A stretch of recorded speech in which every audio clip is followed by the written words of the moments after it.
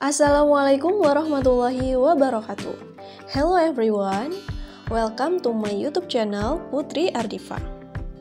Pada video kali ini saya akan menjelaskan materi bahasa Inggris tentang salah satu bentuk teks, yaitu descriptive text. Sebelum membahas teks deskriptif lebih jauh, di sini saya berikan peta konsep tentang descriptive text. Yang pertama ada definition, purpose, generic structure, and language feature. Oke, yang pertama di sini akan saya jelaskan tentang definition, yaitu definisi dari teks deskriptif. Kalau dalam bahasa Indonesia, descriptive text itu berarti teks deskripsi, ya. Pengertiannya bagaimana? Descriptive text is a text that gives us the detailed information about a certain thing, such as a person or a thing. Jadi, pengertian dari teks deskripsi yaitu teks yang memberikan kita informasi detail tentang suatu hal tertentu.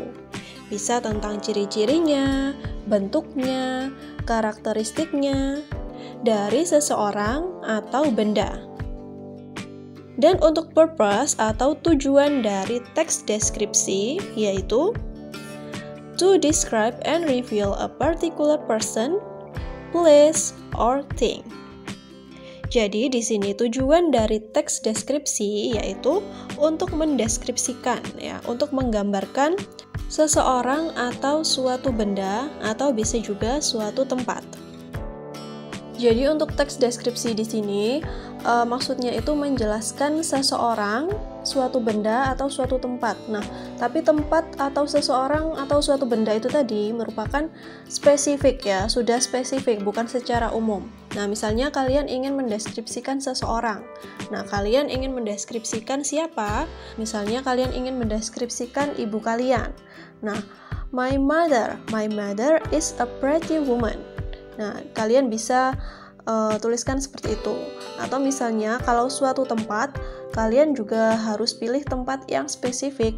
Misalnya taman. Kalau taman itu kan masih secara umum, ya. Misalnya di sini kalian bisa ambil monumen nasional atau Monas. Itu kan sudah spesifik. Itu nanti bisa kalian kembangkan menjadi descriptive text. Kemudian untuk pembahasan berikutnya yaitu tentang generic structure of descriptive text, yaitu struktur umum dari teks deskripsi. Di sini ada dua bagian. Yang pertama yaitu identification. Identification yaitu identifies phenomenon, person, place, or thing that will be described. Jadi pada bagian identifikasi ini terletak di awal paragraf. Biasanya bagian identifikasi ini mengidentifikasi suatu objek yang akan dideskripsikan. Ini merupakan bagian awal, atau pembuka dari teks deskripsi. Bisa berupa pendahuluan atau gambaran umum tentang topik yang akan dideskripsikan. Kemudian bagian yang kedua disebut dengan description. Describe parts, qualities, and characteristic. Biasanya terletak di paragraf kedua dan seterusnya. Berisi tentang sifat, kualitas dari seseorang, benda, dan tempat yang dideskripsikan.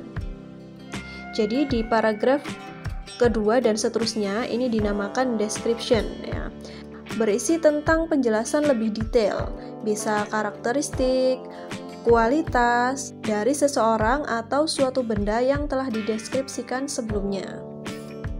Jadi, generic structure atau struktur umum pada teks deskriptif ini hanya ada dua, pada bagian identification dan yang kedua bagian description.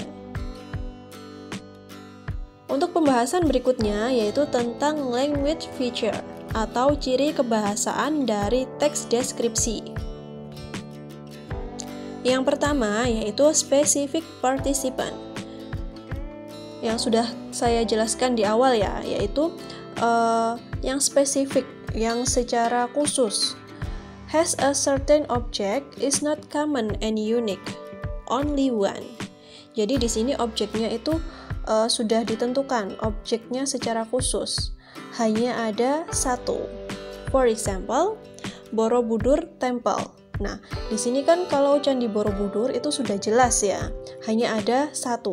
Tapi jika kalian membicarakan temple saja atau candi, itu kan ada banyak secara umum.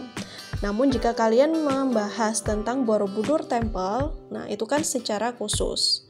Misalnya lagi, my school, nah, sekolahku. Kalau hanya school saja, itu kan ada banyak ya, banyak sekolah-sekolah.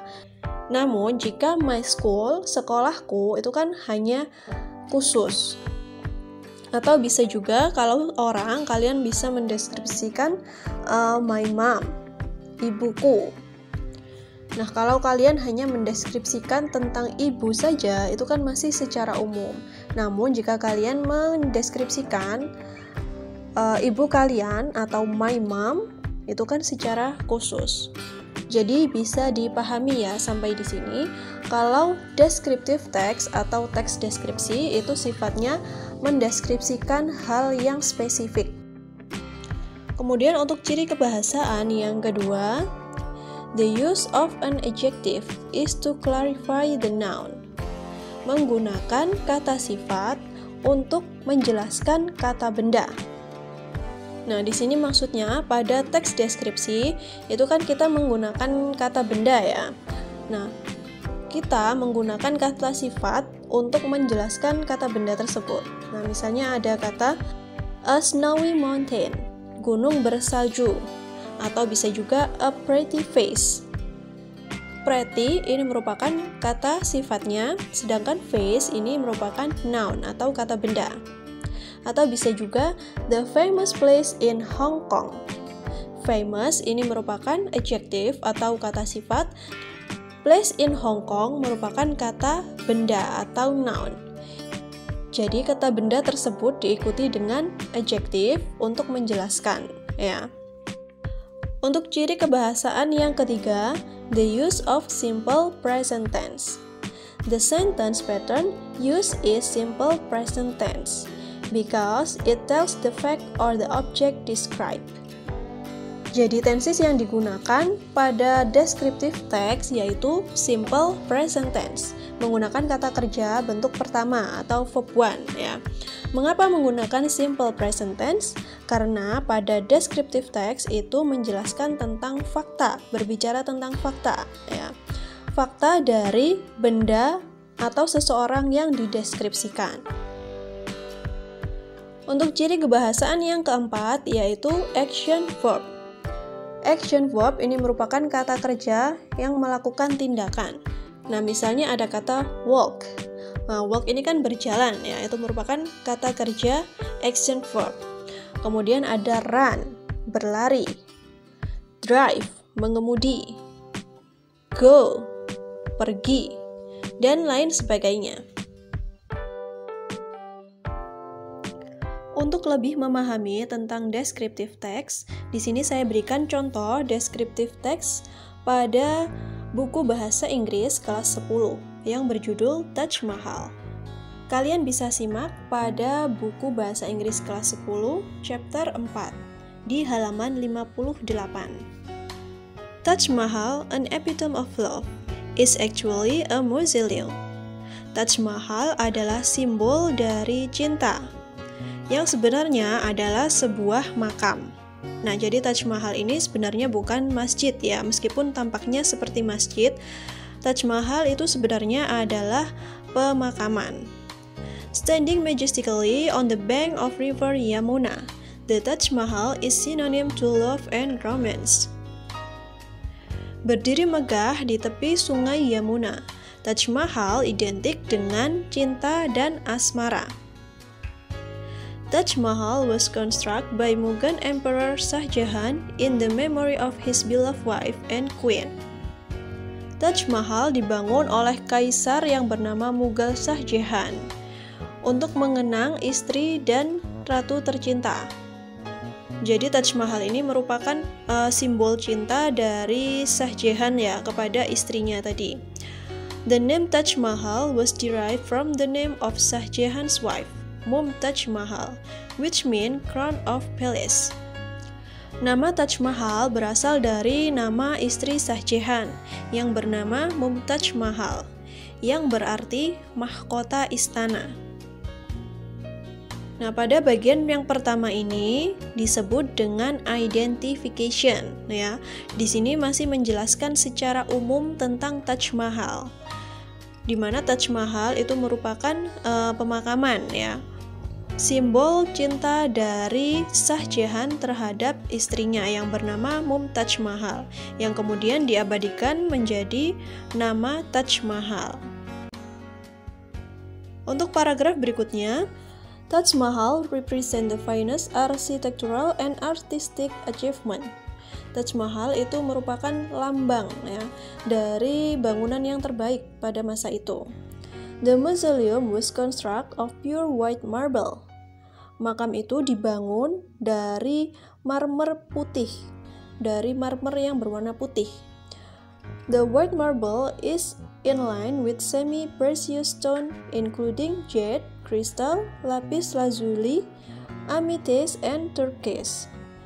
Jadi batu marmer yang putih tadi berasal dari batu-batuan itu tadi, ya, ada jade, crystal, lapis lazuli, dan lain-lain tadi.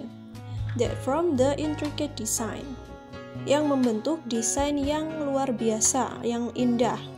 Its central dome reached a height of 240 feet, or 73 meters. The dome is surrounded by 4 smaller domes. Pusat kubahnya mencapai ketinggian 240 kaki atau setinggi 73 meter. Dan kubah itu tadi dikelilingi oleh 4 kubah yang lebih kecil. 4 slender towers or minarets stand at the corners. 4 menara tadi berdiri di sudut-sudut dari kubah. Inside the mausoleum, an octagonal marble chamber adorned with carving and semi-precious stone housed the false tomb of Mumtaz Mahal. Di dalam pemakaman tadi, ada batu marmer yang berbentuk segi 8 yang dihiasi dengan ukiran batu, di mana tempat itu dibuat untuk mengelabuhi, ya, orang-orang supaya dikira itu tadi makamnya Mumtaz Mahal. Padahal itu sebenarnya bukan makamnya dari Mumtaz Mahal. Her actual remains lie below the garden level. Dan makam yang sebenarnya dari Mumtaz Mahal itu berada di taman dari Taj Mahal itu tadi, yang berada di bawah. Oke, paragraf kedua ini disebut dengan description, karena di situ sudah menjelaskan, ya, sudah mendeskripsikan secara rinci tentang Taj Mahal itu tadi, mulai dari bangunannya yang ada di dalam, kemudian arsitekturnya, dan lain-lain. Next, untuk paragraf yang ketiga, Taj Mahal shows shades of magnificent beauty at different times during the day. Taj Mahal bisa menunjukkan nuansa keindahan yang luar biasa di waktu yang berbeda dalam sehari.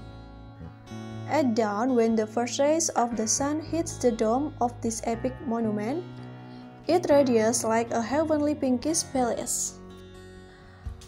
Ketika fajar atau ketika subuh itu, ya, ketika matahari baru bersinar, monumen itu memancarkan sinar yang berwarna pink atau berwarna merah muda. At daytime, when the sky is bright and clear, the Taj look milky white. Pada siang hari, saat cuaca cerah, ketika matahari berada di tengah-tengah, itu Taj Mahal terlihat putih bersih, ya. Sedangkan at a moonlight, when the full moon's ray fall on the glistening white marble, the cool moon rays reflect back from the white marble and give the Taj Mahal a tinge of blue color. Sedangkan pada malam hari, ketika matahari mulai tenggelam, cahaya bulan tadi mengenai atas marmer sehingga warnanya bisa putih berkilau, yang memantulkan kembali sinar dari batu marmer tadi dan memberikan semburat berwarna biru. It's simply breathtaking. Ini begitu menakjubkan. With such beauty, no wonder that Taj Mahal become one of the 7 wonders of the world. Dengan keindahan tersebut, tidak mengherankan jika Taj Mahal menjadi salah satu dari 7 keajaiban dunia. Dan untuk paragraf yang ketiga ini disebut dengan description. Karena pada bagian yang ketiga, ini juga mendeskripsikan tentang Taj Mahal, tentang perubahan keindahan yang terjadi di Taj Mahal selama 1 hari. Baiklah, itu tadi penjelasan dari saya tentang descriptive text. Semoga kalian bisa memahami apa yang telah saya sampaikan. Thanks for watching. Wassalamualaikum warahmatullahi wabarakatuh.